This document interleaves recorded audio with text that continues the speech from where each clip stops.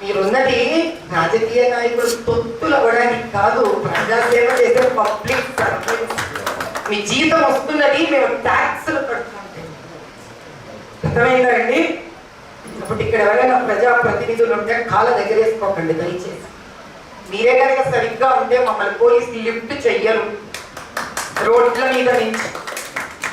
మేము మా ఇండ్ల కోసం కూర్చోవట్లేదు, వర్షాలలో డ్రైనేజ్ పారుతున్న రోడ్ల మీద. మాకు పిల్ల పాపలు సంసారాలు లేవా? ఏ రోజు ఏ రోడ్డు మీద ఎవరు కత్తితో పొడుస్తారు అని భయాలు మాకు లేవా? మా ఇళ్లలో వాళ్ళు వ్యాపారాలు పెట్టుకుంటే ఆ దుకాణాలు ఈ రాజకీయ నాయకులు మూసేస్తారా అనే భయాలు మాకు లేవా?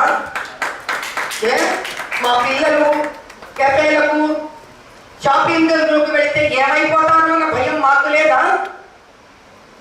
ఉద్యోగాలు మీకు మాత్రమే కాదా? మీకు మాత్రమే సుస్థిరంగా ఉండాలా? ఏ రాజ్యాంగం చెప్పింది రాజకీయ నాయకుడి మాట వినమని చెప్పండి? ఈరోజు ఏముందండి, సనాతన ధర్మము ఒక స్టేటస్ సింబల్ అయిపోయింది అందరికీ.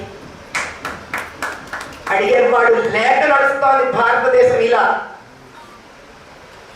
పదవి ఉన్నా పదవి లేకపోయినా నా ఉనికి సనాతన హైందవ ధర్మం.